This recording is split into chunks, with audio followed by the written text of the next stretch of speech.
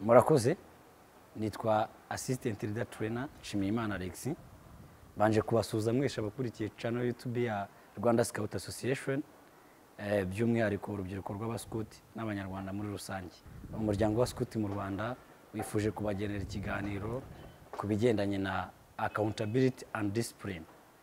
Muri make ni nko kumurangiza ibyo ushinzwe se cyangwa kubazwa inshingano ndetse no kugira imyitwarire twakwita myiza, icyo bita ikinyabupfura mu Kinyarwanda.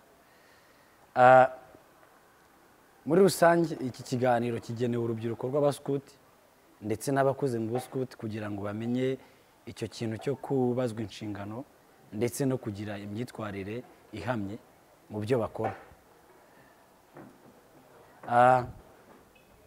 Accountability ni ukubaza inshingano. Mu nshingano umuryango wa Scout mu Rwanda tugira inshingano ku rwego rutandukanye, aho dutoza abana mu ma patrol system kumenya kugira ibyo bahabwa nk'inshingano, aho bamwe baba abayobozi muri patrouille, aho abandi baba abashinzwe amafaranga, ibyo byose ni inshingano bagenda bahabwa. Ariko by'umwihariko icyitwa inshingano mu muryango wa Scout mu Rwanda ni inshingano abantu bakora bigendeye ku bukorerabushake. Ubukorerabushake nicyo dutoza urubyiruko, nicyo umuryango wa Scout ku isi ndetse no mu Rwanda utoza urubyiruko. Ni kubw'iyo mpamvu rero ndetse nk'uko n'igihugu cyacu kigenda kibidukangurira, abanyarwanda muri rusange by'umwihariko urubyiruko rw'abaskuti bagakwiye gukurana indangagaciro yo kumenya kurangiza inshingano zabo, kandi bakaba bizeye ko bashobora no kuzibazwa bakazisobanura uko bazihawe.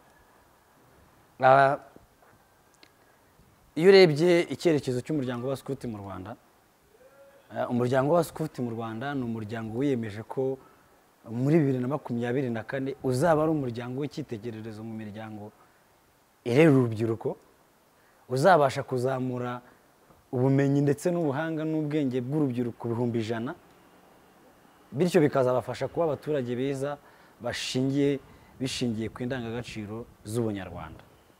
Mu ndangagaciro z'ubunyarwanda ndibuze kugarukaho, ndagaruka ku ndangagaciro 3 zihuye n'iki kiganiro turimo kuganiraho.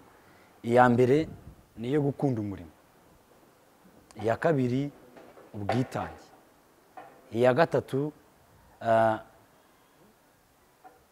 ni ubupfura se cyangwa kugira ikinyabupfura.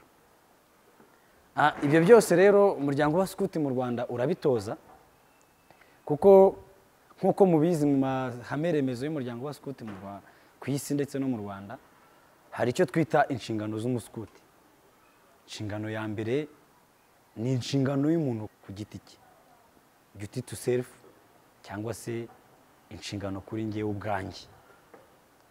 Tugira n'icyo bita inshingano ku bandi, kuvuga ko hari ibyo umuntu agomba gukorera abandi cyangwa se afiteho inshingano kugira ngo yuzuze ibyo abandi bakenera. Hanyuma icya gatatu muri rusange nk'uko abaturage bagize u Rwanda, urubyiruko rw'abaskuti rutozwa kuba abantu bayoboka Imana, umuntu ategetswe kugira inshingano ku Mana. Uyu munsi ndibanda ku nshingano ebyiri. Iya mbere ni inshingano y'umuntu ku giti cye ndetse n'inshingano ku bandi. Abantu bajya bibaza bati inshingano wenda ibi bintu bya accountability cyangwa se ibintu byo kubaza inshingano umuntu azibazwa kuko hari ibyo yahawe. Kuko natangiye mbivuga, umuryango wa Scout mu Rwanda ni umuryango w'abakorerabushake, umuntu ajyamo ku bushake, utoza n'urubyiruko kuba abantu bahamye binyuze mu buryo bw'ubukorerabushake. Wakwibaza utese umuntu wahawe inshingano ari umukorerabushake ashobora kuzibazwa? Arazibazwa. Yagakwiye no kuba afite iyo ndangagaciro yo gukunda umurimo nk'uko nabivuze, kuko inshingano ubundi n'ibyo umuntu akora bituma bitanga ibisubizo, ariko akaba yanakuramo no kwiga ownership mistakes, cyangwa se akigira kuri mistakes zavuye mu byo yakoze.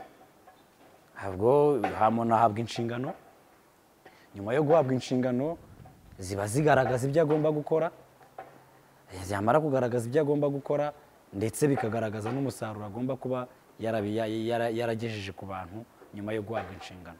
Rero nk'umuryango wa Scout mu Rwanda dushishikariza abanyarwanda muri rusange by'umwihariko urubyiruko rw'abaskuti ko utatwikwaza ko ukorera ubushake ngo unanirwe kuzuza inshingano zawe kuko uba uzazibazwa. icyo ni icya mbere. Ku ndangagaciro yo gukunda umurimo, inshingano ni umurimo. Inshingano ni umurimo, ni ibyo umuntu ahawe gukora, yaba ari ibyo ahawe kwikorera ku giti cye, yaba ari ibyo ahawe byo gukorera abandi. Ibyo byose uba utegetswe kumenya ko ugomba kubibazwa nk'inshingano wahawe. Icya kabiri ni ubupfura. Ikinyabupfura se cyangwa discipline, imyitwarire.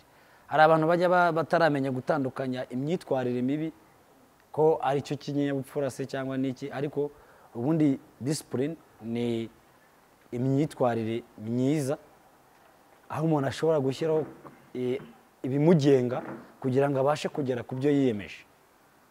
Ashyiraho za code of conduct, akavuga ngewe kugira ngo nkore ibi byagenda neza nashyizeho ibi n'ibi. Ibyo iyo umaze kubikora abantu bashobora kubikwigiraho kuko discipline irigishwa.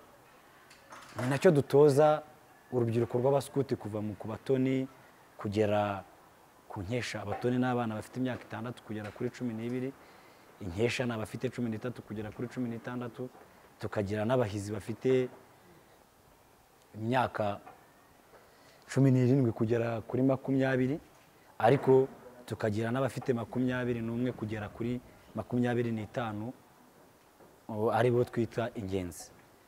Tugira n'abakuze mu buskuti ari bo baba bafite inshingano cyane cyane z'ubuyobozi, bo banagakwiye kubazwa byinshi cyane mu byo baba barahawe, mu byo baba barasezeranye nubwo batabihemberwa. Rero icyo kintu cyo gukomera kuri iyo ndangagaciro yo kubazwa ku nshingano, yo kurangiza ibyo ushinzwe, yo kubitangaho raporo, yo kubitangaho amakuru, bityo bigatuma ibyo wabashije kugeraho nk'ibisubizo bibasha kuba iby'abantu bakwigiraho, ariko bibasha no gutuma nawe hari ibyo wiga cyangwa se ukosora bitewe n'uko abantu baguhaye feedback cyangwa se baguhaye amakuru y'uko inshingano zawe zuzuzwa. Icyerekeranye na discipline,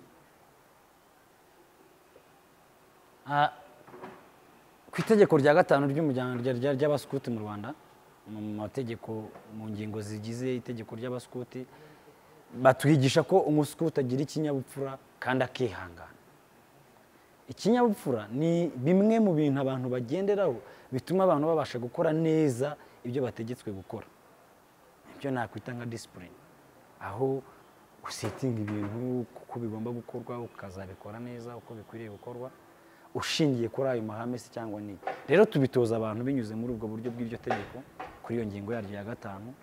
Nizera ko baskuti urubyiruko rw'u Rwanda, baskuti bagenzi banjye, icyo kintu twagakwiye kujya tugikomeraho.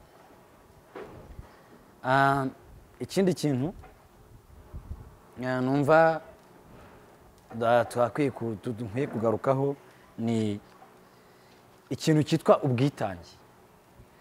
Ubwitange ni imwe mu ndangagaciro ziranga Abanyarwanda, ariko ikaba n'imwe mu ndangagaciro ziranga abaskuti.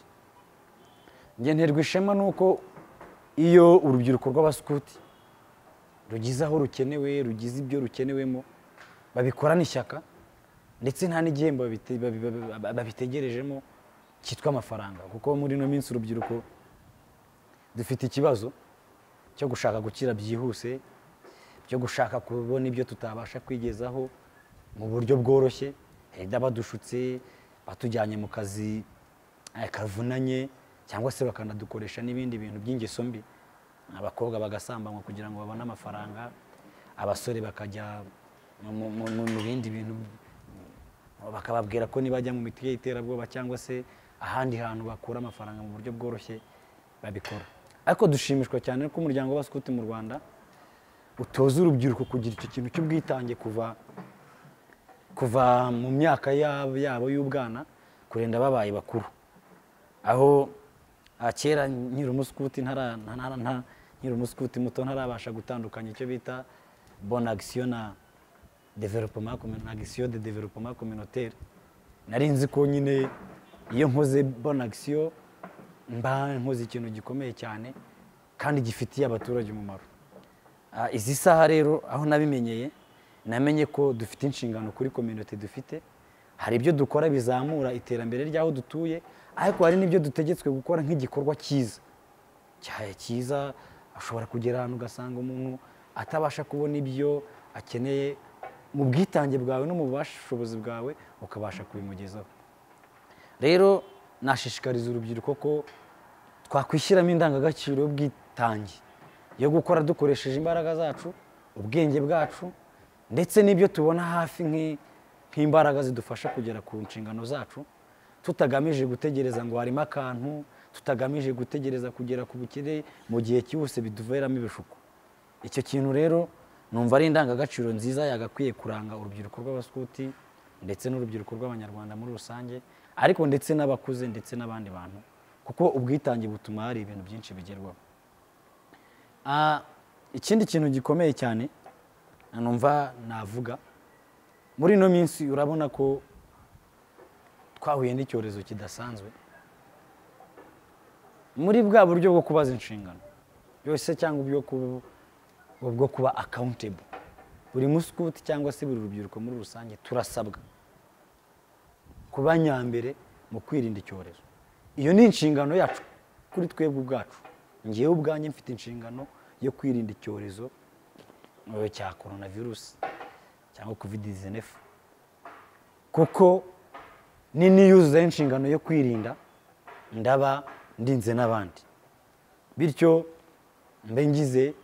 mbaye accountable mu kurinda ikwirakwizwa ry'icyorezo cya covid-19.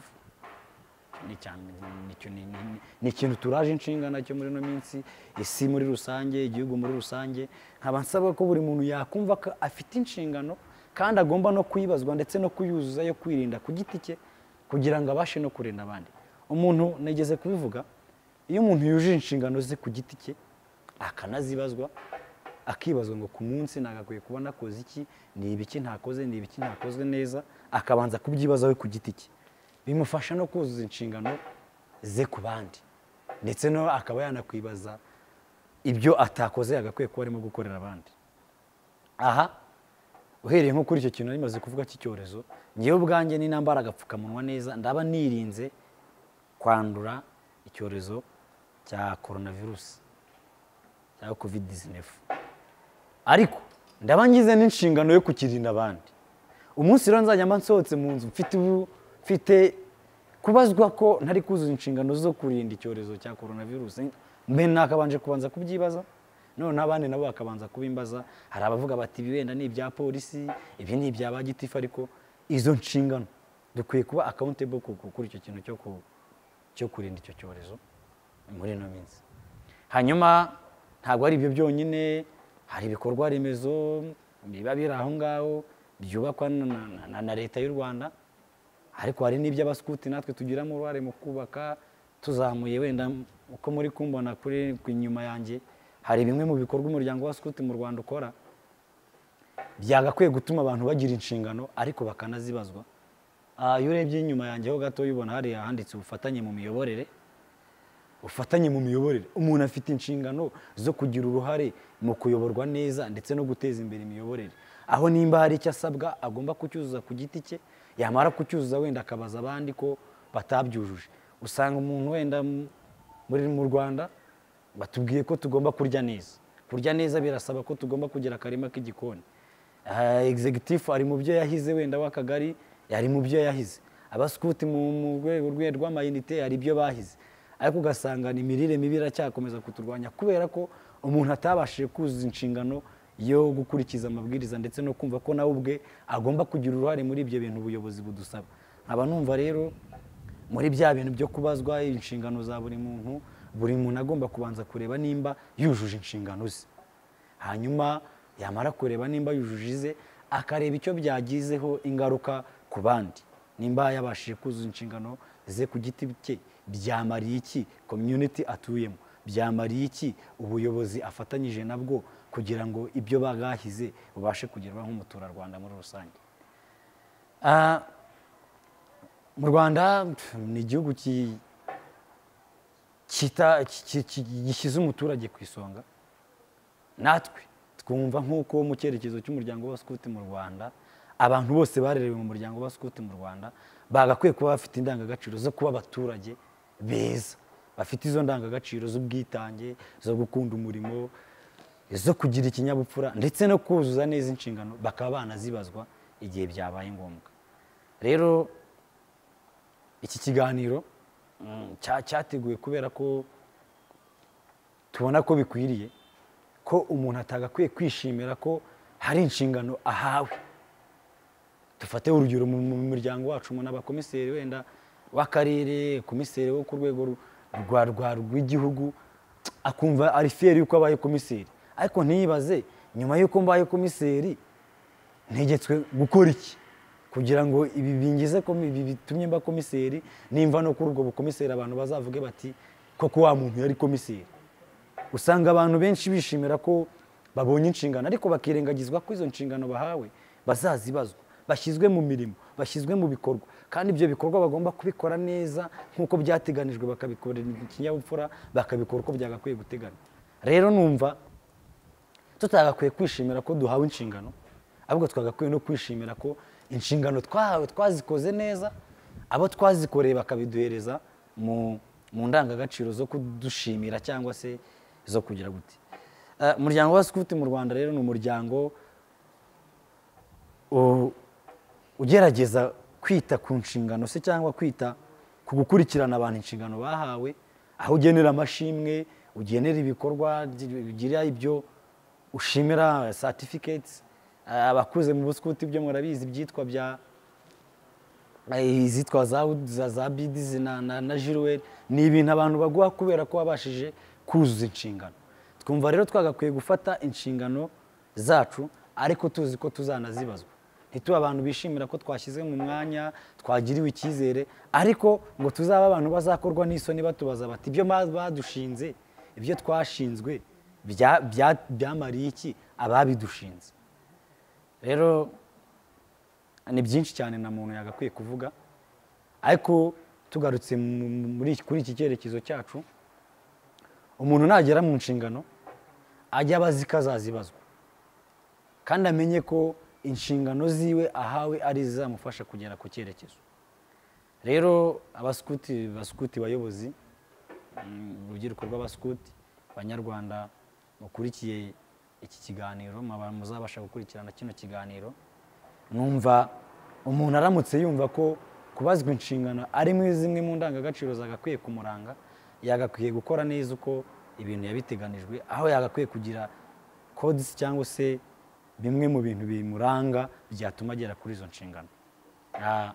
Nkaba numva rero ntizimbye mu magambo, nasaba iki kintu kimwe, nasaba ko umuryango w'abaskuti mu Rwanda, nk'uko wakomeje gutera intambwe yo gukangurira urubyiruko ukanarutoza kumenya kugira inshingano kuva mu bwana kugera mu bukuru bwabo, wakomeza iyo ntambwe, ariko nkanasaba n'abo bose babitozwa ko bafasha kubitoza abandi, kuko abaskuti turi bake, ariko nta karere na kamwe utasangamo abaskuti.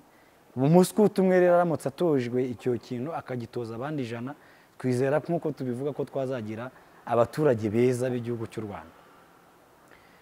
Ikindi numva twagakwiye gushingira ku ndangagaciro ziranga igihugu cyacu, kuko mbere yuko tuba abaskuti turi abanyarwanda.